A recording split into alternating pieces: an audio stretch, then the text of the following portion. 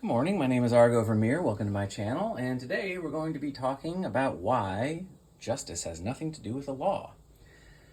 Again, thank you for being here. If anybody's listening, I appreciate your time and I appreciate your attention. I know you could be watching a billion other things, and so I am flattered that you spend any amount of time listening to this.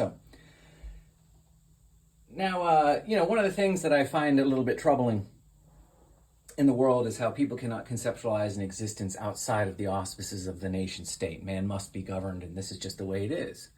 And so if you ever talk about the problem being government, and perhaps we need to start rethinking our socio-political arrangement, you get labeled a sort of a lunatic, fringe, anarchist who has mommy or daddy issues and clearly just hates authority.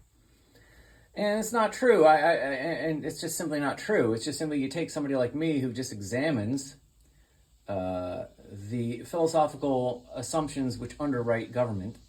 Why does man need to be governed? Why does government exist? And you examine for years and years and years the arguments for government. You just simply begin to see that there's just no such thing as conceptual consistency within the explications. There's always an appeal. There's always some fundamental contradictory point which underwrites the whole institution. There's contradiction involved in this. There's cognitive dissonance required in order to accept that the way we've decided to arrange ourselves in these giant nation states of millions and billions of people, it just doesn't work, and you begin to examine the nature of government and what it says about the nature of reality and man, that he must be governed. You start to see that there's some real flaws in this thinking. But I think that people just have existed under the auspices of government for so long and for so many years that they just don't possess an existential frame of reference outside of the nation state, which is why they look at you as some kind of lunatic when you say, well, maybe the problem is that we have government. They go, oh, well, the first thing that their mind goes to is some dystopian movie that they saw once where, I don't know, I was watching Judge Dredd the other day, and that's the whole message, is without government and without the law, look what happens to the human race. Humanity just collapses into an orgy of chaos and murder and violence and destruction. Without government, without the law, humanity is just like a bunch of angry, violent children. And that's just what people think.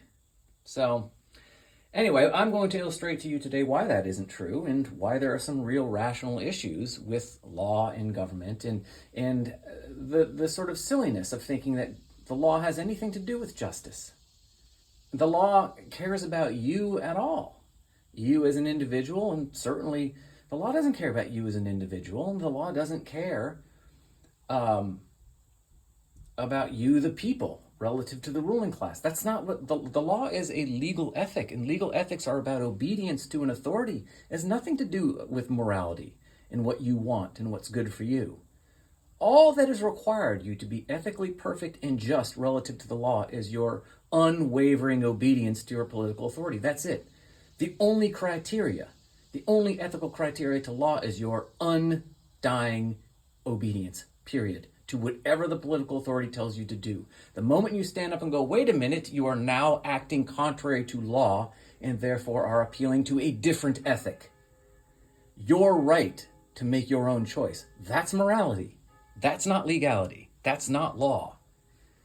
So don't think that the law is a function of morality. Don't think that the law has anything to do with protecting you or making you free or your rights or liberty. It doesn't. It has everything and only to do with your obedience.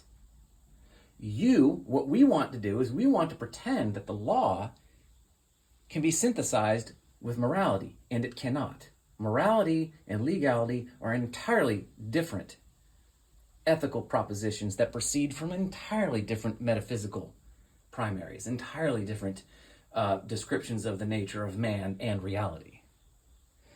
Legality implies government authority. Morality implies the absence of it. That's just the truth. So whatever your socio-political frame of reference has been in your life, in the life of your parents, grandparents, and great-great-great-great-great-great-grandparents, doesn't matter. It doesn't change the facts. It doesn't change the truth. What is rationally inconsistent, what is false, doesn't suddenly become true just because it's been around for 10,000 years. It's still false. And I'm going to show you that today.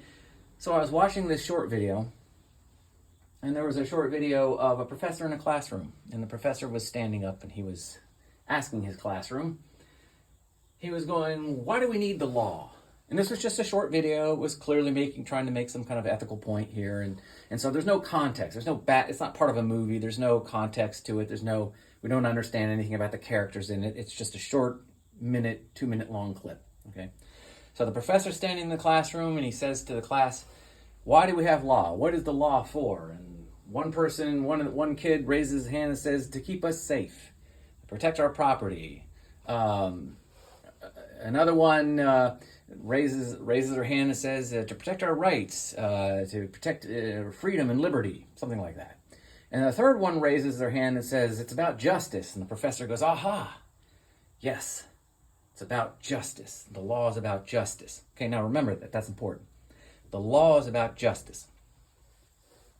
So then the professor proceeds to turn to another young lady in the classroom and says, I want you to leave my classroom now. I want you to get out. She begins to protest. He says, I don't want to hear it. Grab your stuff, get out, and never come back, period. So she looks a little hurt, a little confused, a little angry, grabs her stuff, and schleps out the classroom. So the professor then looks around for a few seconds and begins to admonish the classroom, saying, why did you not stand up for your fellow classmate? Why did you not stand up for justice? And the moral of the story is that if you don't stand up against injustice, one day it might come for you. That was the moral of the story here. Now, because this is what I do, I love ethics, I love epistemology, I love metaphysics. So when I see like something like this, like somebody trying to make an ethical argument or make an ethical point, even if it's allegorical or whatever, my mind immediately starts to examine it. I want to see, does this actually make sense? Well, not surprising to find out it actually doesn't make that much sense here. Because the one key thing was the beginning of the little short video. He says, justice is a function of the law. So you understand the irony here. Now, in that classroom, the professor is the law. The professor is the legal authority, right? The professor has a legal authority. According to the university has ethics and principles which give the professor legal authority in his classroom. He sets the rules. That university exists in the context of a nation state with a government that also affirms the professor's authority in the classroom.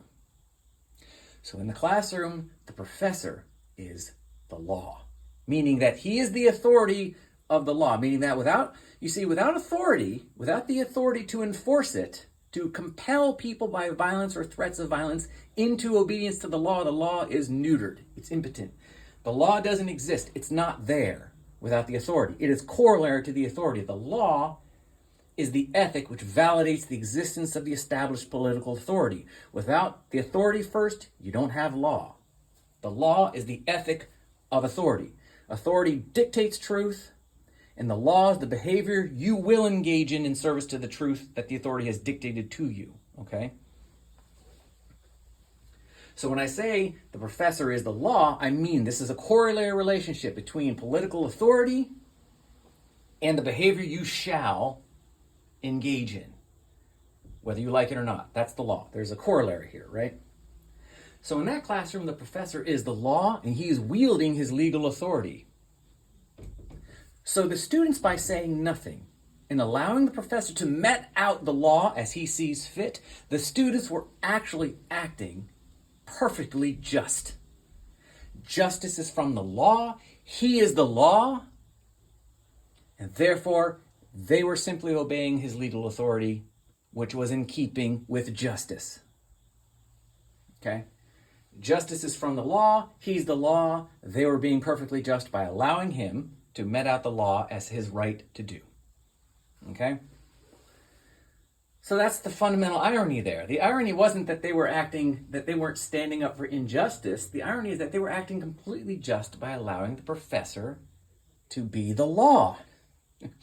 It would have been unjust, according to his definition of justice, for them to stand up for their fellow classmate. It would have been against the law, meaning against his legal authority, and therefore against justice, because justice is from the law.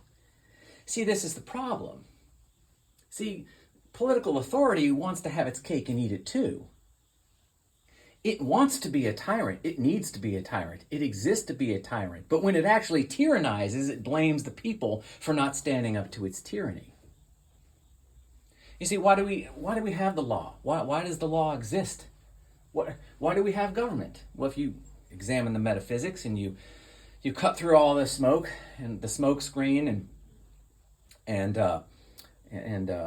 philosophical deception of appealing to things like, freedom and liberty and representative government and a government of and by and for the people, when you get rid of all that nonsense, all that nuance, and you understand what the nature of government is and why it exists simply because of this. The collectivist metaphysics which underwrite government say that man cannot be left to his own conscious frame of reference. Man cannot be left to his own volition. If left to his own volition, to act according to his own ideas and his own will, humanity will devolve into just an orgy of sin, murder, and chaos. Human beings are not sufficient to their own existence as a function of their own consciousness. They must be controlled. Okay? Now, what this does is inevitably sets up a tyrannical socio-political arrangement. You need to have government then. You need to have a group of people that somehow get some absolution from their own failure, as conscious individuals, to be put in a position of political authority by which they can coerce everyone else into obedience to the law, right? So the idea which underwrites the existence of governments and law necessarily makes the socio-political arrangement between the ruler and the ruled one which is tyrannical. That's its nature. Once we kind of cut through all this sort of distraction of things like representative government and free elections, all this nonsense that is just, whether implicitly or explicitly, designed to basically pacify the masses so they accept their slavery in the face of their ruling authority, it's easier to sort of handle a pacified herd of cattle than a stampeding one. So they feed it bromide. So they feed you the bromide of free elections and individual liberty and self-government, all this kind of stuff. Whether they do it intentionally or not doesn't matter. The metaphysics don't change. The state exists because you can't be left to your own will. That's the point. In your own nature as a conscious individual, you don't possess the capacity to cooperate with your fellow man in a way that's efficacious for the race. You must be controlled. By race, I mean the human race. So this naturally sets up a tyrannical, totalitarian kind of arrangement. And then when it goes tyrannical, well, then the state wants to blame the people. Well, if you had just stood up for injustice, this wouldn't have happened. It wants to put the blame. You see, if the people could recognize justice and tyranny and stand up against it, then they wouldn't need to be governed. The reason why the people must be governed, according to the metaphysics which underwrite government, is because they are incapable in their nature as individual human beings of actually apprehending truth, justice, and standing up for these things. They can't do that, which is why they can't be left to themselves. You see? So to sit there and ask them to stand up to tyranny is to imply that they don't need government in the first place, and therefore why would they need to be standing up to government tyranny? The reason why there's government tyranny is because man must be governed. Why? Because he can't recognize justice and stand up for it.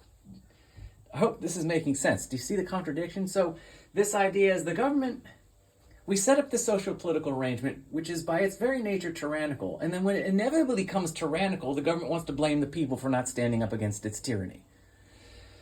So this is the whole thing that this is the whole irony. And this is the whole thing this is the whole issue that seems to escape people. Like people just can't seem to understand. We hear things like this. You should stand up for justice. You should stand up for your fellow man. You should stand up against it. And we nod our heads and yeah, that's right, exactly, You remember the old, when I was growing up, the version of this moral was, first the Nazis came for group X and I said nothing. And then the Nazis came for group Y and I said nothing. And then the Nazis came for me and there was no one left to stand up for me. So we've heard this before, and it sounds good, but if you actually examine it, you get to see that you start to see the utter hypocrisy of it. The cognitive dissonance The problem is not that the masses don't stand up for justice. The problem is we assume that they can't, which is why they need to be governed in the first place. We create a tyrannical socio-political arrangement, and when it inevitably becomes tyrannical, we want to blame the people.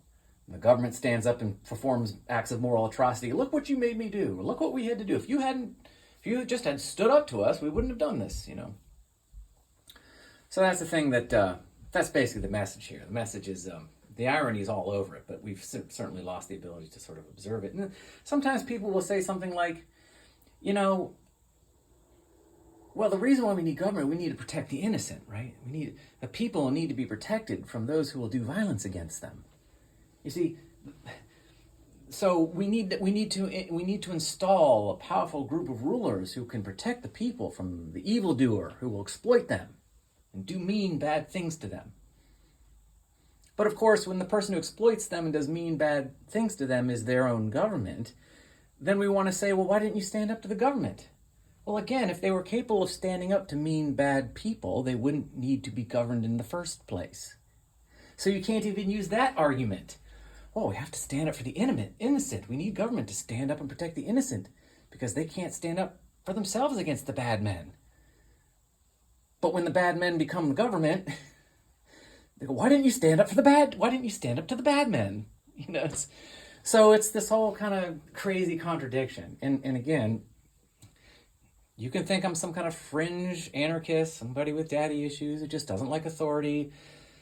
That's fine. And again, I understand that people just don't have a frame of reference for they've been explicitly or implicitly told their whole lives that they're incapable of their own existence, that they really have to have rules to follow, and therefore they have to have somebody who's over them enforcing those rules. And that's just how man has evolved over the last however many generations, hundreds, thousands of generations. But that doesn't make the system any less irrational or any less ineffective ultimately. It's just we've gotten so used to it that anytime somebody comes along and tries to point out the irony of this whole thing, we get looked at like the lunatics. Like we're the ones that just don't get it. No, the problem is we're the ones that actually get it and are going, why does no one else get it?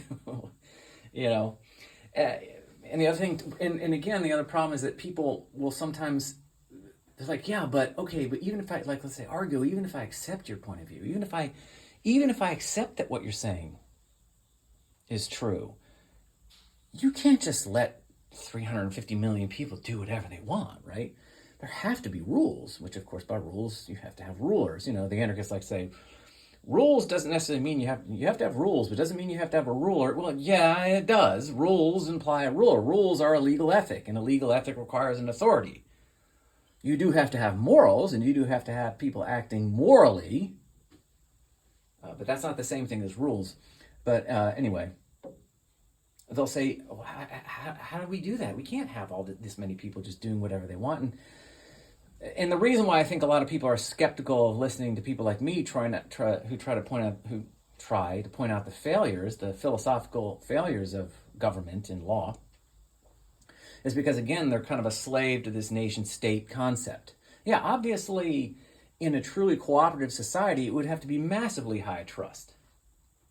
Cooperative societies will be tiny, tiny, tiny society. You wouldn't have giant nation-states. You would have, for lack of a better term, I don't think I necessarily like this term because it's loaded, but you would have small tribes or communities of people that would interact as little sort of self-contained units that would then cooperate with other units around the world. You have to understand, it wouldn't be like you'd have the same nation states with all the same things we expect to find in nation states just without a government. That's not it wouldn't look like that. It couldn't look like that. You couldn't walk out your door and be surrounded by nothing but strangers all day. That just wouldn't work. You would have to know the people, and you'd have to trust the people, because you'd have to be there to hold them accountable, right? Morally accountable. So not only do you have to convince them of your own rational argument as to the just rational failures of government and law, then you have to convince them to get their mind out of the context of the nation state and into a sort of a smaller tribal community, which again, I hate that word. And so it's really an uphill battle. But like even some of the smartest minds in the world don't really get it. Like, well, the other day I was reading I read H.L. Mencken's book Notes on Democracy, which is really good. It's funny. H.L. Mencken, Henry Louis Mencken, I think is his full name. He's an old political writer from way back in the day, like the 1920s, like 100 years ago or so. And but he derides democracy as being just basically mob rule, and of course he makes good arguments. I mean, he's a very intelligent man. He's one of the most intelligent political commentators that's ever come out of America, obviously. But even Mencken doesn't really get it. He doesn't. In other words, he doesn't get it in a sense that he doesn't really examine the fundamentals. He doesn't see that he makes his own fatal rational mistake because the criticism of democracy makes sense. His criticism of democracy makes sense in a certain context. But when you look at the fundamentals, when you look at his implicit metaphysics, because he's not a voluntarist or an anarchist or anything like that. So when you look at his argument from the frame of reference of his own implicit metaphysics, you start to see that even he, as bright and smart and erudite as he is, doesn't really see the fundamental problem. Even he doesn't get it. And this again, so if you have people that smart that don't see the fundamental metaphysical contradictions, then how are you going to convince Joe Blow on the street? Which does kind of lead me, well, I mean, it just certainly means that I do all this basically for fun, because I enjoy doing it. The idea that you're going to convince enough people to change anything at this point in human history, I don't know, I'm pretty pessimistic. But anyway, so H.L. Mencken, in his Notes on Democracy, I wrote this down, but it's sloppy handwriting. But anyway, he derides and rebukes the masses as incompetent reprobates who would be better served by an aristocracy rather than a democracy. And again, this argument he makes is a good argument. Like, it's not like that, it makes sense, the argument. But again, it's only if you don't examine the fundamental underwriting, his implicit metaphysics with regard to the nature of man and government, things like that. Then you start to see even he doesn't get it, because he doesn't seem to understand, or at least he doesn't communicate in the book at all. So even if he understands it, it doesn't communicate it in the book. He doesn't understand the fact that if the masses are just an inveterate mob that needs ruling, see, that's the thing. His metaphysics of the mob are full of inveterate buffoons who are corruptible and therefore implicitly must be ruled. So if this is what democracy represents, if democracy is mob rule, and this mob, these masses, are just an inveterate mob which needs to be ruled, in his mind, preferably by an aristocracy, then there can be no moral or intellectual failures by which, in other words, if the masses of this mob are just a bunch of inveterate by nature buffoons and corruptible criminals, and that's their nature, and therefore they must be ruled, not given positions of rulership, but ruled themselves by an aristocracy, then they can't be morally or intellectually condemned, because it's only their nature. They're only doing what their nature compels them to do. So they must be ruled because they don't possess any kind of fundamental rational nature.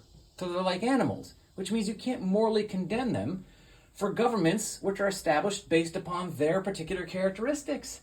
They're just acting in service to their instinct, which means they're not morally or intellectually on the hook for anything. If you're going to place the blame, you have to place it on the aristocracy, who for whatever reason failed to rule or allowed democracy to happen. You see? If the mob is a bunch of inveterate criminals and buffoons who can't help themselves and must be ruled by the aristocracy, then them getting into positions of power, like in a democracy, can only be blamed on the aristocracy, because the aristocracy is the only group of people who can be morally and intellectually culpable, because they're the only one who possess a nature that's competent. You see what I mean? I hope this makes sense. So, but even H.L. Mencken doesn't get the contradiction in his very own, very erudite missive on democracy.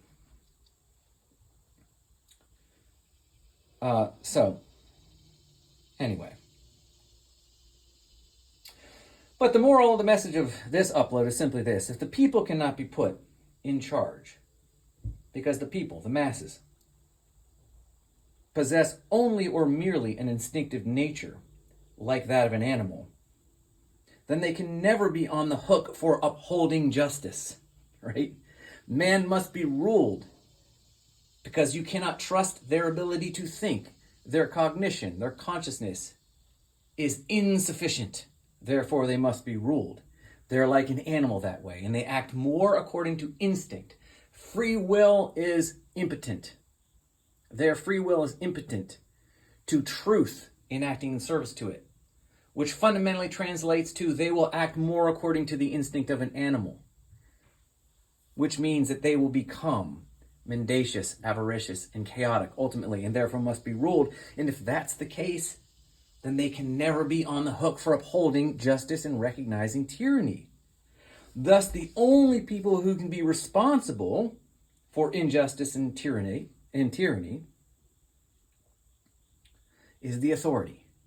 So, if you're going to blame anyone for injustice, it can never be the people. It can only be the authority. It can only be the state. According to the very metaphysics which underwrite government, the masses can never be blamed for doing anything wrong. Because if they could possess the ability to recognize the righteousness, justice, truth, then they wouldn't need to be governed in the first place. Which is why it brings us back to the initial thing, to the initial example of the kids in the classroom. They did the only right thing they could in the eyes of the law, which was sit there, shut up, and let the legal authority do its will. Period. And having said that, I will leave you alone. Thank you for listening. I hope this was informative and educational and helpful, and I hope that you have a great day. And yeah, please like, share, and subscribe. And yeah, that's it. Until next time, have a great rest of your day. All right, bye.